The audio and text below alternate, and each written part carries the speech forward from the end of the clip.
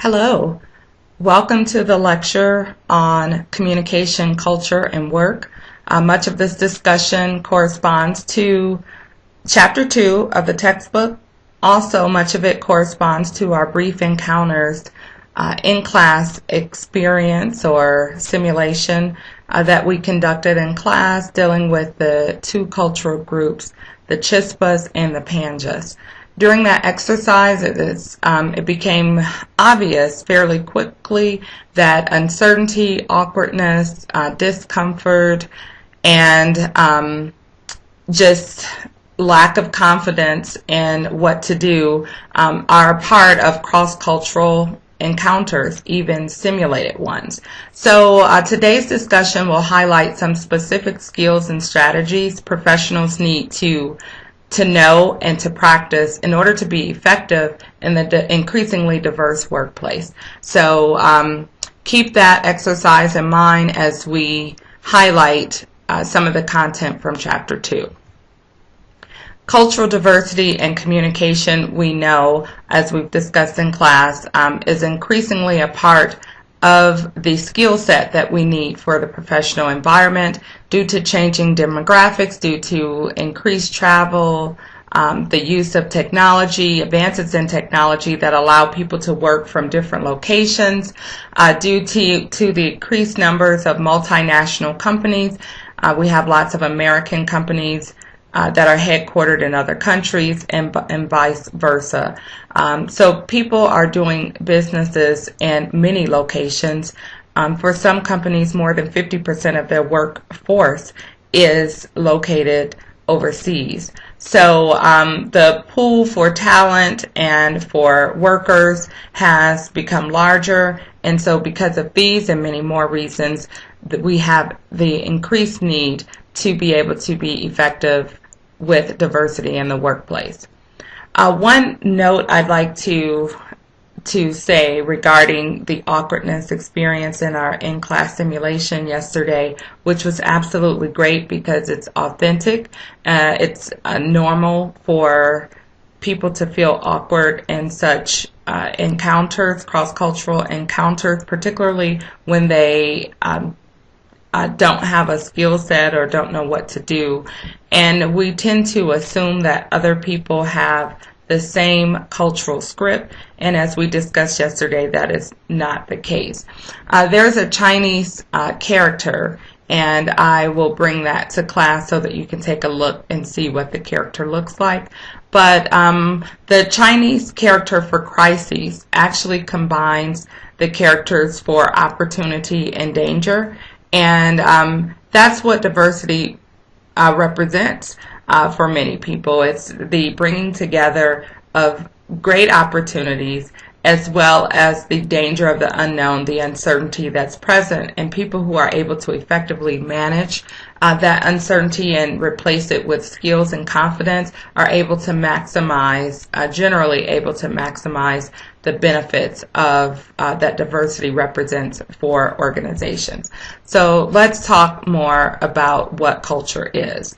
The nature of culture. Culture can be described and has been described in hundreds of ways. Let's see, here are a few. Culture is a set of values, beliefs, and norms. Culture is a set of learned behaviors and learned interpretations shared by a relatively large group of people.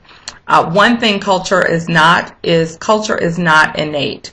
It's not inherent, meaning that culture is a set of learned behaviors, a set of learned beliefs. People are not born with a particular culture. The culture is learned after birth. So know that culture is not innate. One thing that surprises many students is the notion that culture is invisible and cannot be seen to many people within a particular culture. And that sounds odd. We've used the metaphor of culture being akin to a fish in water. The fish finds it difficult to describe water because the water is the frame of reference, is the paradigm in which the fish lives and on a daily basis.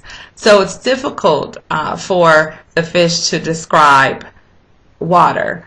However, if the fish experiences land, the fish would easily be able to identify this whole new world, all these things that are different, all the things the fish misses from that the fish missed from living in water, etc. So, but it is true, all human groups have culture, although it is often more difficult to actually see and identify and articulate the aspects of the culture in which one lives in.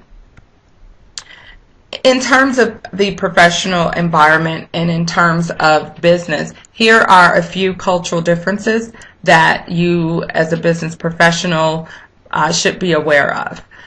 There are a variety of customs and behaviors. We know this, and we'll talk about a few of those differences. I think also about the iceberg model of culture that we discussed in class as well.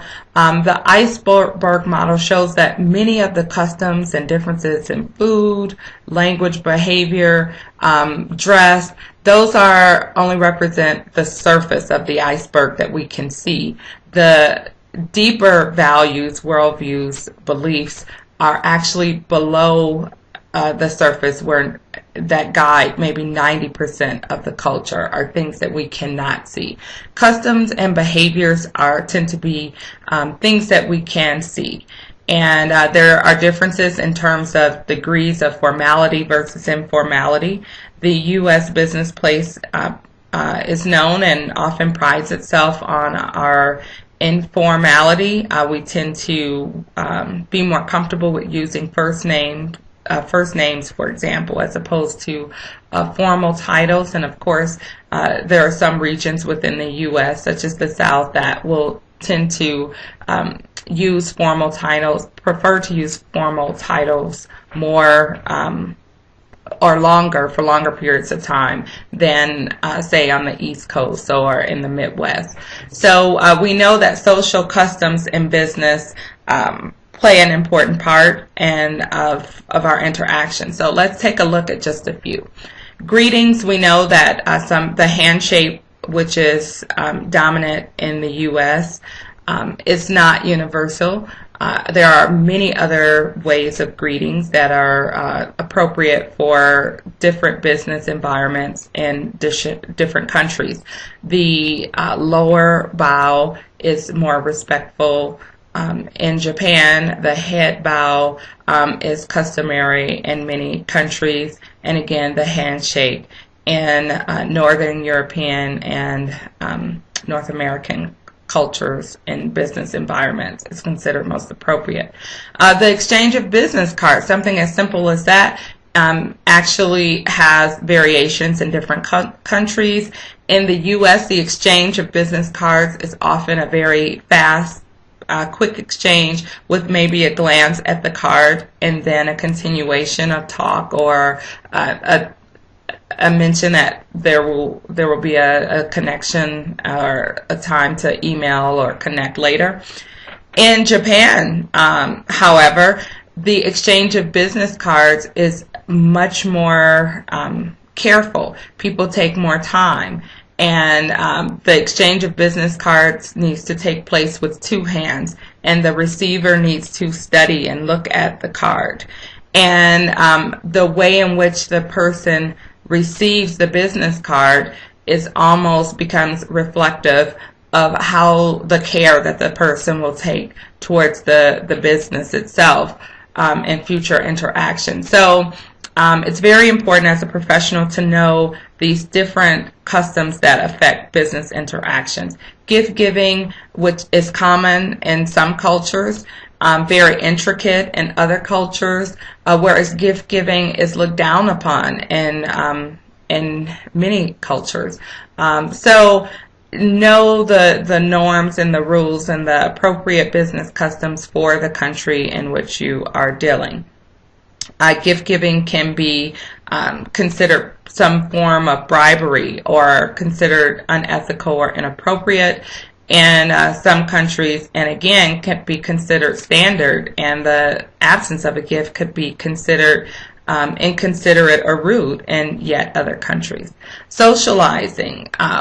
This is also something very important that you need to learn the rules about, depending on the country that you are conducting business with. Socializing not only means the degree to which people use first name, how they interact, but it also refers to the comfort that the particular culture has with dealing with people from other cultures and backgrounds, for example. Other differences in business, the styles of dress. The business suit is often the norm is the norm in Western societies. However, know that the style of dress, particularly in terms of gender differences and what's considered appropriate dress, can a person wear short sleeves or long sleeves the norm? Those differences in styles of dress are very important and can definitely influence how the business interaction proceeds. Time. While most of us might think this is not a big difference, time is one of the most important cultural differences in business, and it is absolutely essential to know that different cultural groups have a different perspective and approach and worldview about the use of time, about chronemics or the use of time. So in the U.S., the dominant U.S. culture, mainstream U.S. culture, business environment at least, is monochronic. In monochronic cultures, time is almost looked at as something tangible. Time is wasted. Time is something a person has or does not have. Time is controlled, is scheduled, appointments are made. Tasks tend to be completed in some type of sequential order, and people tend to focus on one thing at a time. However, the monochronic view of time, and our monochronic view towards time is reflected in many proverbs such as time is money. This monochronic view of time, however, is not universal, and it's very important to be aware of that. In polychronic cultures, it's not that time is not important, but in polychronic cultures, time is less important. Time takes a back seat to personal interactions. So that meetings may run until it's time to end the meeting, as opposed to being set from 1 to 2 and having the meeting stop at 2 o'clock, as would be the case in many monochronic cultures. So be aware of time. Let's see what else. There's less concern with punctuality in polychronic cultures. Again, it's not that time is not important. It's just that polychronic cultures are less time or timeliness or punctuality is less of a concern than actual personal relationships. Let's see. Many Latin American cultures are polychronic. Many Southern European cultures and Middle Eastern cultures, many African cultures are polychronic. Again, in terms of monochronic examples, would be the U.S. culture, many Northern European countries, Canada as well. Tolerance for conflict. Some cultures have a greater degree of comfort and engagement in conflict than others. So in many Asian cultures, more specifically in Chinese and Japan cultures, for example, there's less of a tolerance for conflict. There tends to be, people are not as direct in their dealings with conflict. Conflict is dealt with, but in more of an indirect manner. The focus in these countries are often, in these cultures, tend to be on harmony, and each individual is responsible for creating harmony. Whereas in many Southern European and many Middle Eastern cultures, the right to emotionally express one's views is more, people are more tolerant for conflict. So conflict is more direct, it's engaged upon, often passionately, and that is okay. There's a saying that in the U.S. you can bang, one can bang his or her hand on the table, shout, and be okay. Whereas in maybe some Mexican cultures, that would cause a lot of resentment, and people would possibly remember that display of direct conflict and not feel good about it for some time. So again, know that tolerance for conflict is something you should know about when dealing with businesses. Gender roles, we've talked about that, and just know that this is something that males and females need to be knowledgeable about. There have been many situations where professional American women have been appalled by not being treated as the lead or as the senior person when visiting certain countries overseas. Likewise, some people have been appalled at how the pay discrepancy between men and women in the U.S. and how American women do not negotiate, for example, for jobs, and negotiate even once on the job to the nearly to the same degree that American men do for the same or similar positions in the U.S. Workplace. Again, be aware of the cultural differences within your country, within your culture, and when dealing with other countries and other cultures. We started discussing this in class, so I'm going to just highlight a few examples of what anthropologist Edward T. Hall refers to as dimensions of cultural diversity. One main dimension that highlights how people in different cultures communicate messages during interactions. One dimension is high context versus low context cultures. In high context cultures such as China and Japan, meaning is conveyed in very subtle and often indirect or sometimes covert manners. The focus is on social harmony and saving face. I use the example of teaching in China, and during my first week I was collecting an assignment, and I noticed that one of my very outgoing students by the name of Mark did not hand in a paper, and so students were turning in papers, but I just did not notice any physical movement from Mark. And so I mentioned in the larger group, I asked the question. I said, Mark, did you turn in your paper? And it was just something, I'm direct, I'm an American, I didn't really think about it in that moment. And so the silence, though, kind of let me know that, wow, okay, so there's a cultural difference here.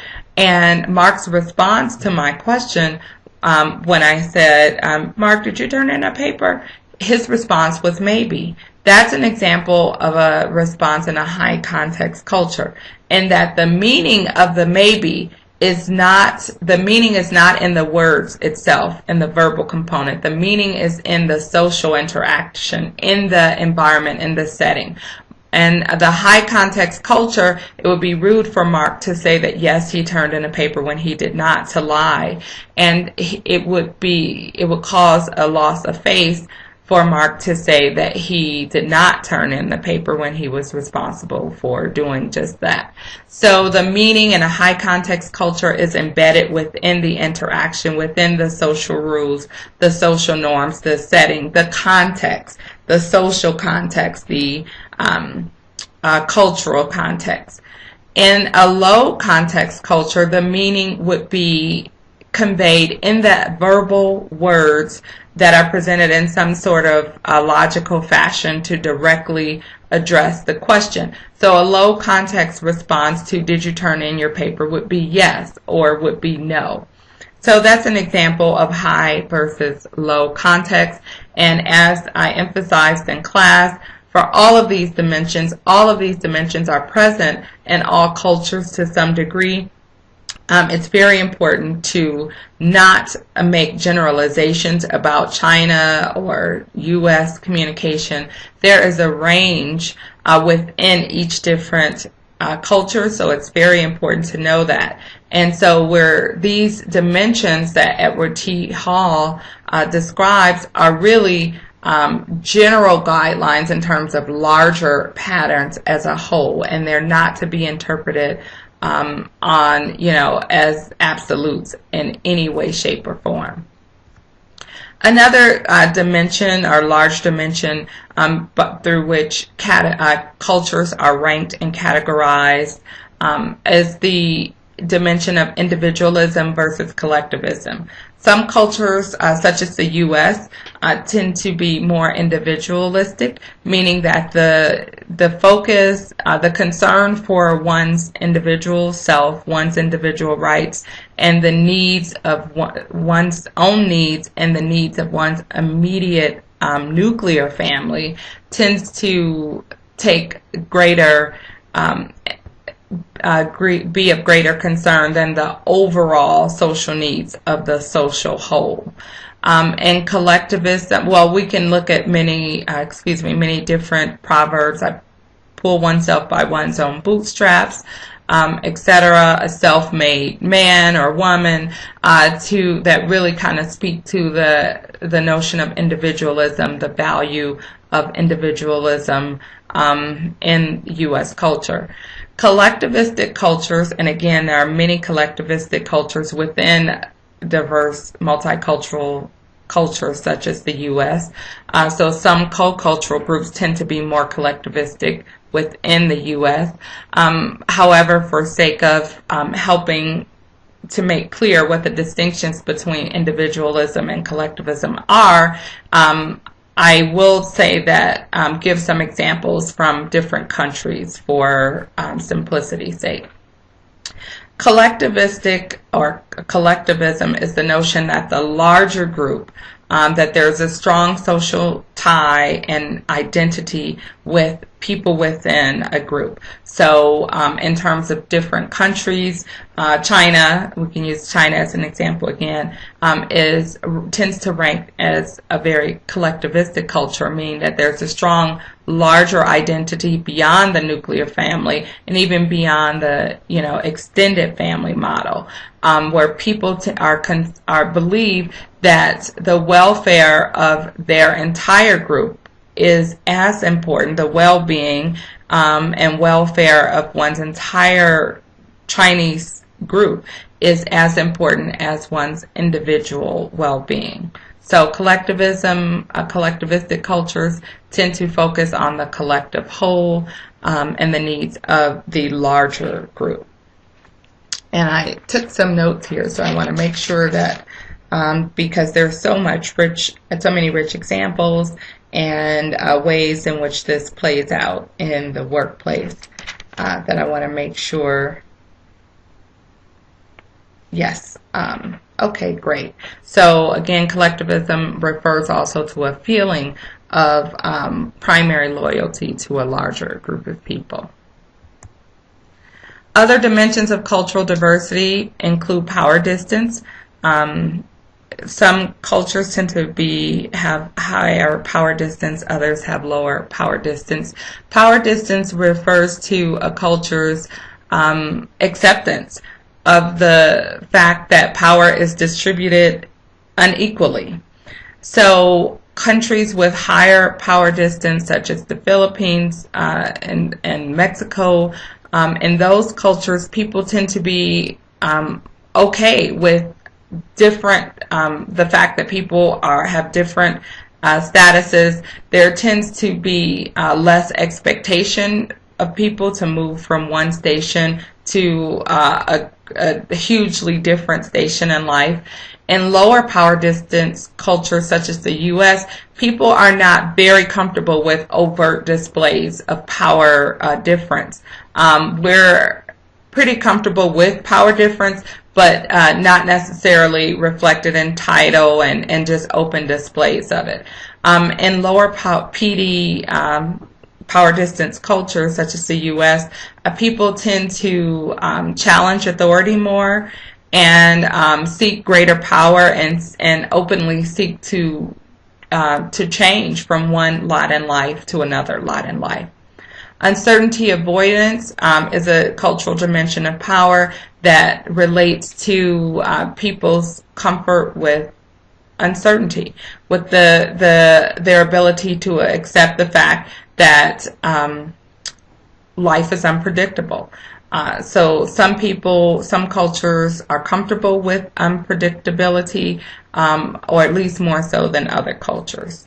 Task orientation versus social orientation is very interesting. This used to be referred to as masculine and feminine cultures, and is now task orientation.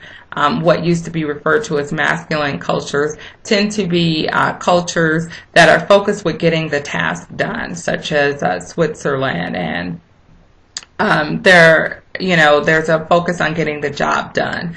In social-oriented cultures, there tends to be an emphasis on ensuring that the members' needs are met and that there is people are treated well, and that the feelings and the inclusion of people, so workers' rights, for example, tends to be a focus on that.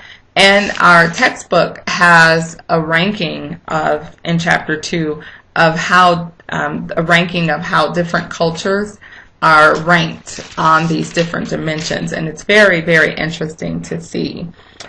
So yes, and socially oriented cultures, excuse me, let me make sure I'm not leaving out any specific notes. Yes, I have some notes about which cultures are ranked. Higher social cultures with a higher social orientation include Chile, Portugal, Thailand, and most of Latin America. So just to give you an idea of cultures that rank as being more socially oriented. So there's a concern with feelings of members and the smooth functioning of the group.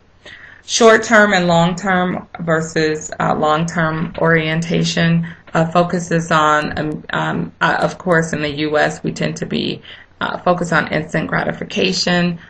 We have fast food and fast everything. We want what we want now, whereas some cultures tend to place a higher emphasis and value on patience and long-term, maybe long-term delaying gratification. In previous generations of Americans were more long-term oriented than younger generations as well. So I mentioned before the importance of understanding that co-cultural groups within the U.S. and within any multicultural society, that different co-cultural groups exist. Co-cultural groups have a clear identity about being a particular group within a larger society. And these co-cultural groups often have some dialect or language or accent that is common within that particular co-cultural group. There are also there are also regional differences within a diverse society. We've talked about this in class. In the South, there tends to be particular communication practices, such as more use of titles, sir and ma'am, more deference for age, emphasis and value on politeness, and more indirectness. Non-verbally, there are differences as well. So research has shown, for example, that people in the Midwest smile more than people on the East Coast, but smile less than people in the South. So regional differences play an important role in how people communicate within a diverse society.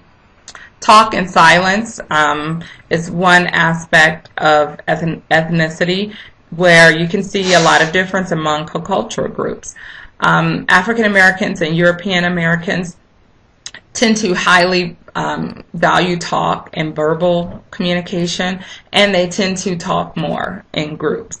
Whereas silence tends to be more highly valued among many Asian American and Native American groups. Again, how people, the comfort through which people openly deal with conflict, how people disclose or share personal information.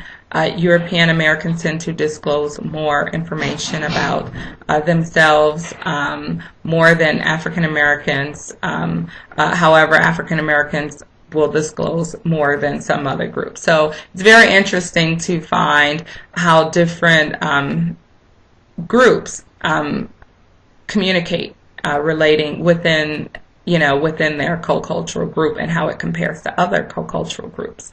Again, these standards affect both verbal communication and nonverbal communication. A few generational differences we should know about as well. Let's see. Oh, here we are.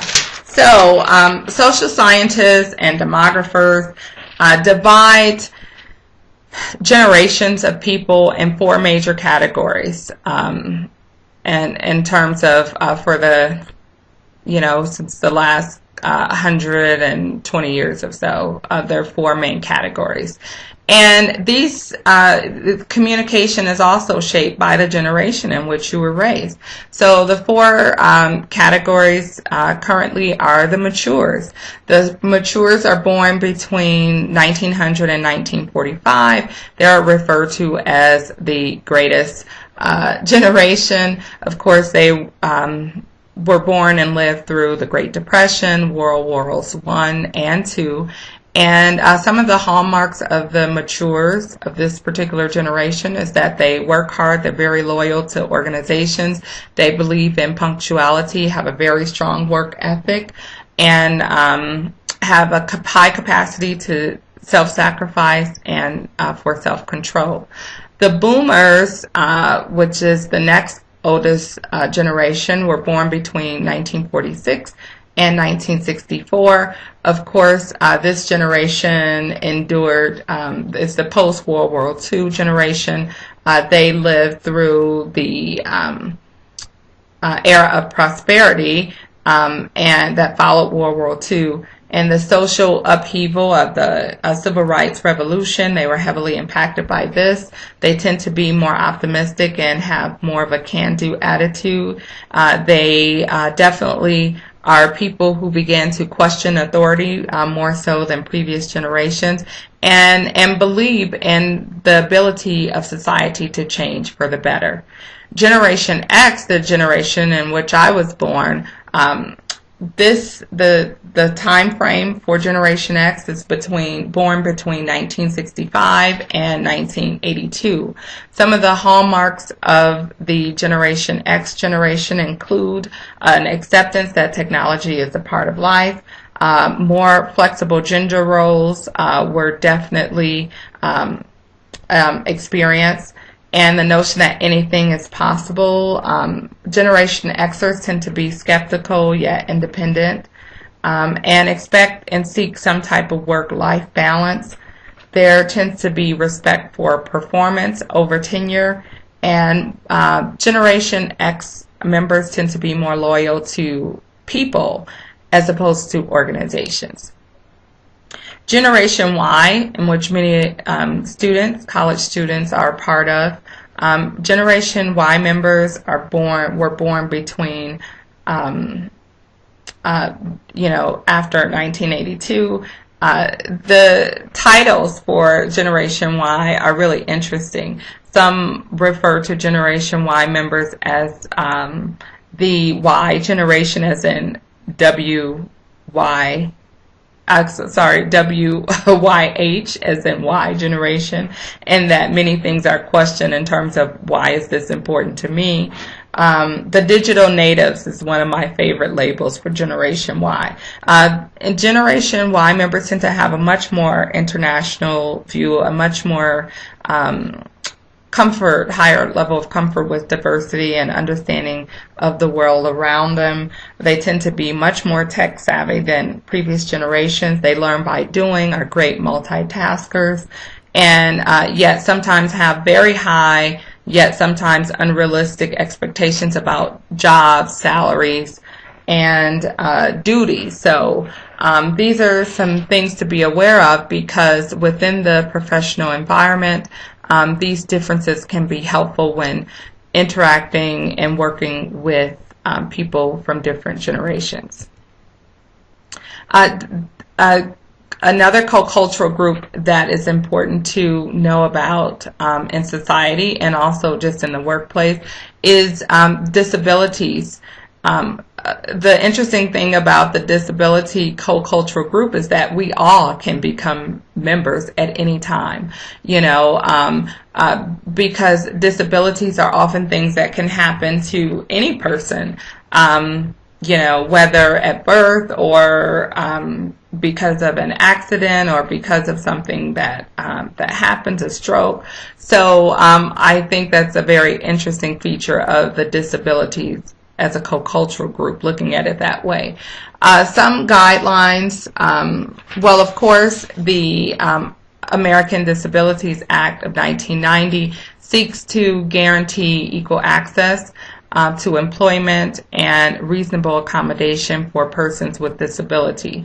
In terms of, fortunately, with the focus on technology and advances in technology, many people with disabilities have been able to succeed wonderfully in the workplace, and because the workplace is, as we focus more on technology, becomes less sometimes focused on the need for certain physical tasks. So it's very important to be able to follow a few guidelines in terms of communicating with people without disabilities as well as with people with disabilities. And I even like the phrasing of that, people with disabilities. One of the main guidelines in terms of communicating is to know that people with disabilities are people first. Their disability, when we make references to things such as, oh, she's a blind person or she's a deaf person, that looks at one characteristic or one physical capability and kinds of defines that person globally by one disability, and that should be erased from our language as professionals. So even a person who's blind is better than blind person, for example. And some of the guidelines are pretty common sense, like you want to treat adults as adults. If you are informal and using first name with other adults in a particular work setting, you use the same for a person with a disability, a coworker or a colleague with a disability. You want to use eye contact. If a person is visually impaired, you want to announce yourself and identify yourself and identify the people in your group if you're talking to a colleague who is visually impaired, for example. So your textbook includes, I believe, on page 50, a long list of other guidelines, to speak directly to people and have eye contact with the person with disabilities. And some of these things are, while they seem like common sense, it's important that as business professionals that we not only be mindful of this, but that we practice these communication guidelines, and always know that we can become a member of the disabilities co-cultural group at any second. So we want to be cognizant of treating people the way we will want to be treated. Communicating across diversity. So what's the main task of the main point of this entire discussion? We want to be able to be effective across diversity. We want to be able to optimize, maximize, and benefit from working with people who have a different set of experiences, a different perspective on life. Some of the ways we can do this is to become culturally literate, learn, travel, explore, ask questions, research about other cultures. View diversity as an opportunity to learn something new, to see a different way of looking at a new perspective. Avoid ethnocentrism, the notion that my cultural way of doing things or looking at things is superior to others, and other cultural groups' ways are less than superior. So you want to avoid ethnocentrism so that you can be open-minded and learn more and become a more well-rounded person. Don't condescend, obviously, to other groups, and create genuine dialogue. Talk to people, be your authentic self, and invite and facilitate and make them comfortable and welcome them being their authentic self, so you can have honest, open exchange and truly learn and be enriched through dialogue and open discussion and learn. So we've talked about cultures as that relate to human groups, but it's very important as professionals that you know that organizations, companies have distinct cultures as well. They vary. Some companies, for example, Borders used to hire people that were more edgy, had tattoos and maybe funky hairstyles, but yet who were passionate about books. Whereas Barnes and Nobles tended to focus more on, kind of straight-laced people who were a little more conservative and just focused, had a nice smile. So different organizations have different cultures, and research has shown that people are more committed and satisfied with companies when the company's values and supervisors' values match the employees' values. So this stresses and highlights the importance of knowing and seeking out one's organizational culture, a company's organizational culture, when you're deciding to join or not join the organization. So some companies tend to be more social than others. We know this. Of course, Google and Pixar are famous for basically having a playground environment in the workplace to encourage innovation, creativity, and openness. And some organizational cultures are less sociable. Power distribution and job autonomy, how much a person is able to work and make decisions on his or her own, that varies. That's another dimension of organizational culture. The degree of structure, the achievement of rewards, and the structure of the rewards and punishment system. All organizational cultures reward people who adhere to the organization's value, and punish people to some extent who do not. So it's essential that you look for a goodness of fit between your values, how you work, and the cultural values of the organization that you're considering joining. It's almost similar to a marriage. You want to, just as you would seek out certain characteristics in a partner that you would spend life, a long time with or a lifetime with, you want to do the same for a business or company that you're seeking full-time employment with. You want to think about the characteristics of that company that will work well for you, help you be your best, etc. Look for opportunities for growth. Are there many opportunities, or does it take a long time for growth opportunities to happen in this particular culture? Think about the tolerance for risk and change, conflict tolerance, the amount of open emotional displays that are available within a particular organizational's culture. So, how do you, as an emerging professional, how do you find out what a prospective employer's company organizational culture is? How do you find out about a prospective employer's organizational culture? Well, here are some things you can do to find out, to investigate it. Learn about a company's organizational culture by, 1, studying the physical setting. What is the setup like? Is the location in like a refurbished, trendy neighborhood, or is it in a traditional business work building? That may not mean anything, but it could. It could, for example, the company in the refurbished area, it could indicate some things about their cultural values. Are they interested in, and it could interested in being a part of a new and growing environment? Is it an artsy type of company, or is it more traditional? It could also communicate who their target market is.